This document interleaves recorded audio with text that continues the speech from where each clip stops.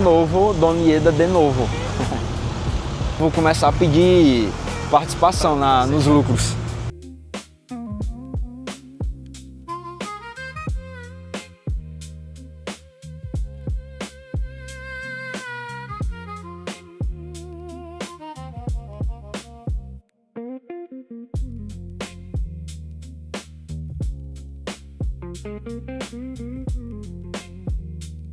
Fala turma, bem-vindo a mais um quadro, o Consultor Responde. Dessa vez a gente vai responder 5 perguntas que vieram diretamente da caixinha do Instagram, que são extremamente importantes e que eu tenho plena convicção de que através da resposta a gente vai conseguir beneficiar muita gente, que às vezes tem um problema parecido ou exatamente igual, e que ao aplicar a metodologia, ao aplicar o que a gente traz aqui como ideia, pode gerar algum tipo de resultado, tá?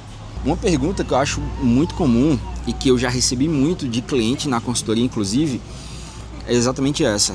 Vale mais a pena quitar o financiamento do apartamento, juros de 11% ao ano, ou continuar investindo? E a minha sugestão para você que tem financiamento é sempre olhar para um pequeno detalhe que é o custo efetivo total, que é conhecido como SET. Obrigado, hein?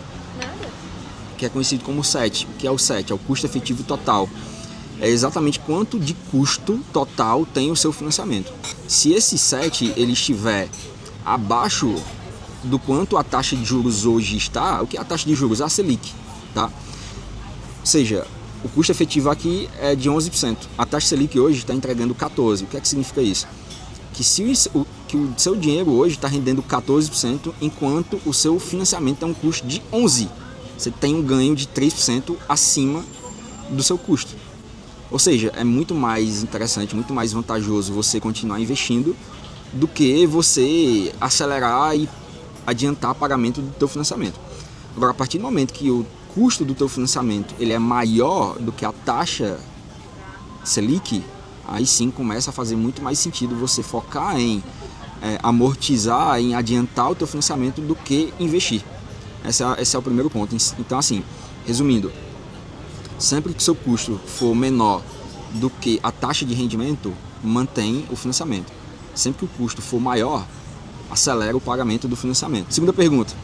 Eu tenho 200 mil parados na poupança, onde eu coloco? Isso é muito comum, infelizmente. Muita gente chegar perguntando o que fazer com aquele dinheiro, onde investir. E eu sempre retorno com a mesma pergunta, que é: qual é o teu objetivo? Para qual prazo? O que é que você deseja por esse valor? Por mais que esse valor esteja num investimento que ele não rende tanto, que no caso é a poupança, ele precisa ser direcionado com intenção. Então, qual é a intenção desse dinheiro hoje? Você já tem reserva? Eu já tenho reserva, esse dinheiro é para longuíssimo prazo. Aí a gente começa a delimitar através de quê? De teu perfil, do que você deseja, do quanto de risco você busca tomar para ter aquele rendimento que você almeja. E principalmente saber quanto você precisa acumular em determinado tempo.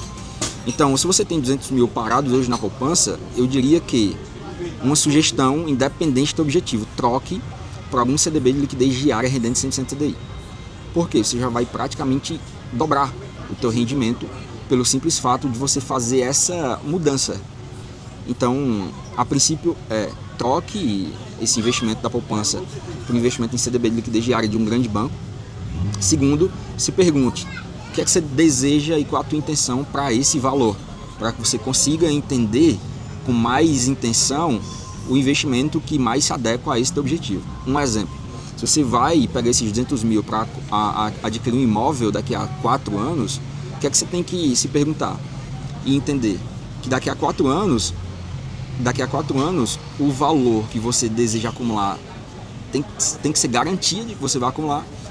E que principalmente daqui a 4 anos, o valor que você acumulou, ele foi corrigido pela inflação.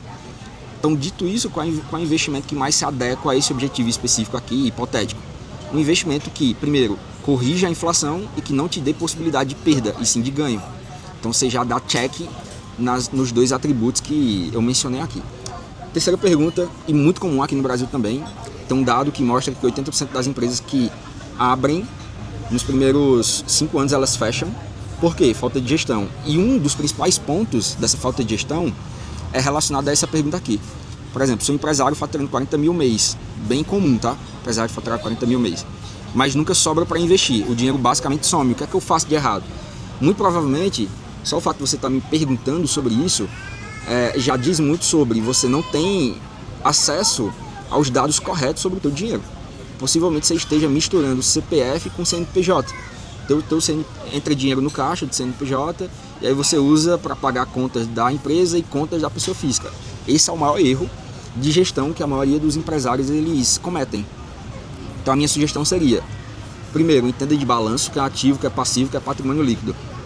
Tá? E aí, obviamente, eu não vou aprofundar, eu te aconselho você estudar sobre isso. Segundo ponto, tenha prolabore. Ou seja, a sua empresa ela tem que te pagar como se você fosse um funcionário dela. E aí, através desse prolabore, você define o teu padrão de vida. Nunca a empresa pagar tudo da tua pessoa física. Por quê? Porque o dinheiro de fato vai sumir. Vai sumir do caixa e vai sumir da tua reserva financeira. Então esse desequilíbrio entre pessoa física e pessoa jurídica acomete muito erro e faz com que o empresário ele não tenha noção para onde o dinheiro de fato está indo. Então minha sugestão seria essa, tá?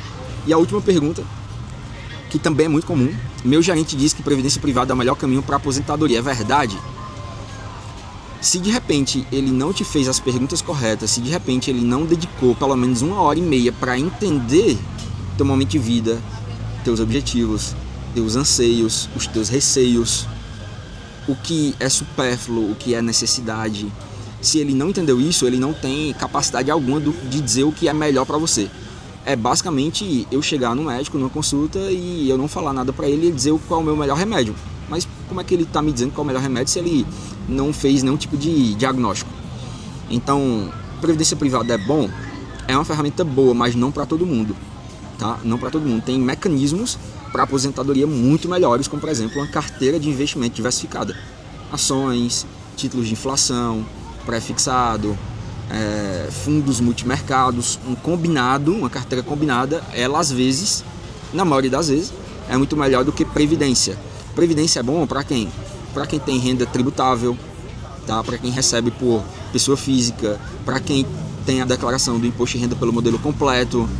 Tudo isso são atributos que, somados, faz com que eu, enquanto consultor, entenda que a previdência acabe sendo uma ferramenta extremamente vantajosa, porque, primeiro ponto, você vai acumular dinheiro através dela, que é um investimento.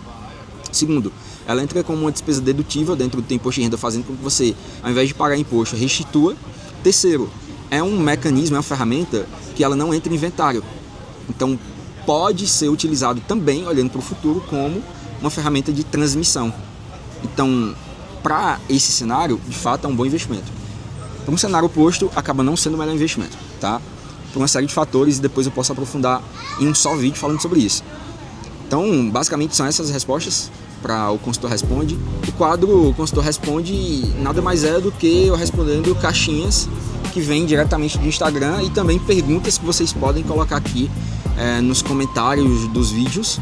E certamente eu estou sempre acompanhando, lendo, e aquelas que eu sei que muita gente tem dúvida, eu trago para cá, respondo e trago uma solução também, beleza? Caramba, esse lugarzinho é bonito, né, velho? Bizarro, né? A gente é visual, a gente acaba já adiantando muita coisa. E geralmente quem é visual é mais criativo, é mais crítico também, porque, pô, se eu sou visual, tô julgando através da minha visão, da ótica, né? Ah, isso ali combinaria mais, isso ali tá desalinhado. Acho que o cara que é visual, ele é criativo.